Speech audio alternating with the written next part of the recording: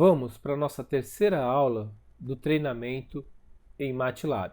Sempre com aquele objetivo que nós não estamos dando aula de matemática, e sim uma introdução à solução de problemas de engenharia com a ferramenta MATLAB. A solução de problemas é parte essencial não somente dos cursos de engenharia e de tecnologia, mas também dos cursos de matemática, física, química e ciência da computação.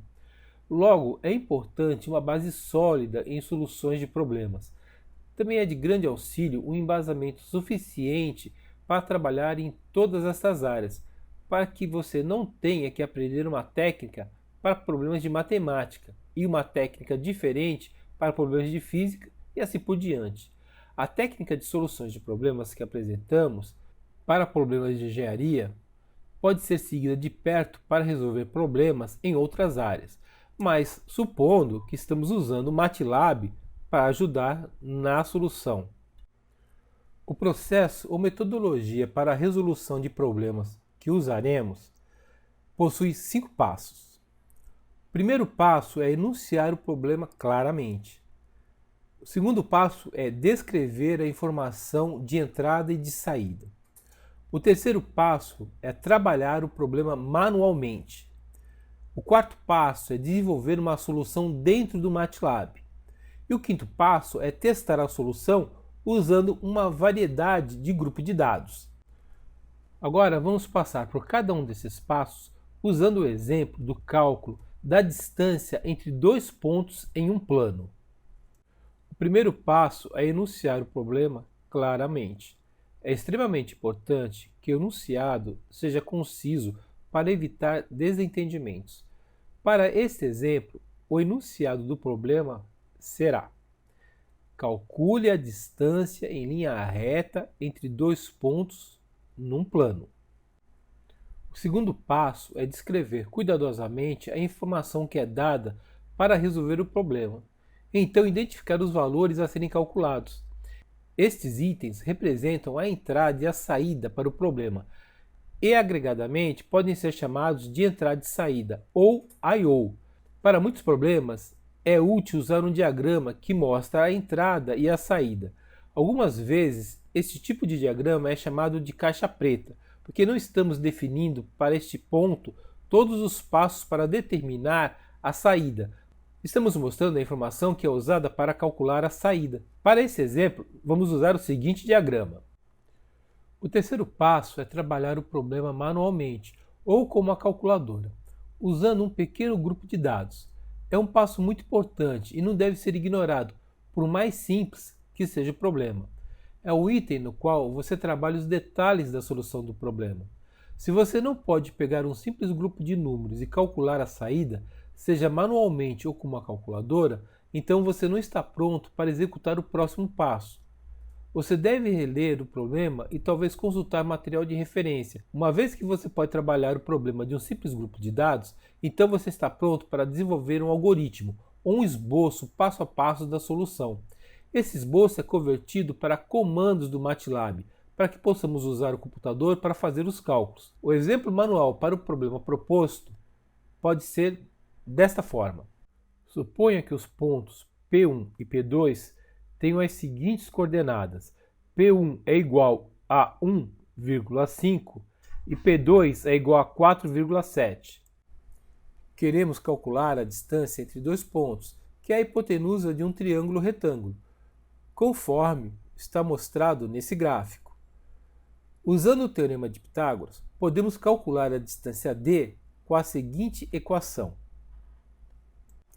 A resolução manual dessa equação seria d igual a 3,656, mas podemos arredondar para 3,61. Agora veremos a solução no MATLAB. Veja que temos que escrever um programa que é bem similar à solução que você fez manualmente. Aqui estamos no MATLAB, então vamos com detalhe na solução proposta. Se nós dermos Enter nesse momento, a solução é d igual a 3,6056. como nós falamos, depois nós arredondamos apenas para 3,61. Veja que a solução executada mostra a mesma saída que nós tivemos com a solução proposta manualmente. Se a solução do MATLAB não coincidir com o exemplo manual, devemos rever ambas as soluções, a fim de encontrar o erro. Uma vez que a solução trabalha com o exemplo manual, devemos também testá-la com vários grupos de dados para certificar que a solução é válida para outra série de dados. Veja que depois do símbolo de porcentagem, nós podemos escrever qualquer coisa. É um texto. Depois, o que nós fizemos? Colocamos um dado. P1 é igual a 1,5, entre colchetes. Depois, P2, 4,7, que é entre colchetes também. Depois, escrevemos a equação. D é igual a raiz quadrada. Depois, fizemos a soma. P2 menos P1 elevado ao quadrado. Dessa forma, escrevemos uma das soluções matemáticas para o Teorema de Pitágoras.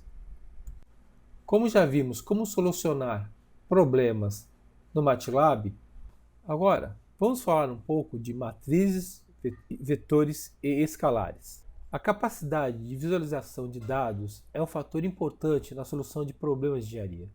Às vezes, o dado é um simples número, como o raio de um círculo.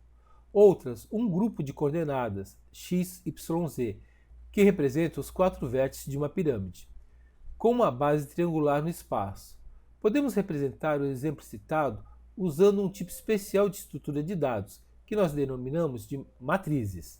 Uma matriz é uma tabela de números dispostos em m linhas e n colunas. Assim, um simples número pode ser considerado uma matriz, com uma linha e uma coluna.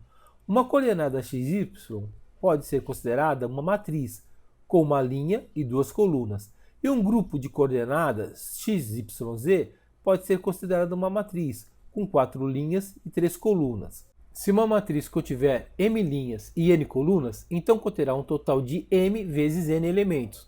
Cada elemento da matriz é indicado por índices A e J.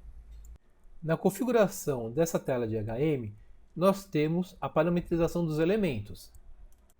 Então, para escrever o programa desse HM, eu vou ter que configurar uma matriz, já que eu tenho 2 variáveis de processo para representar nesse HM.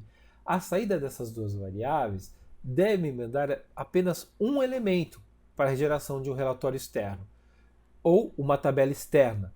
Sendo assim, eu tenho que tirar de dentro do ambiente de programação uma linha para 2 dados. É esse tratamento de matrizes que nós vamos ver então na próxima aula.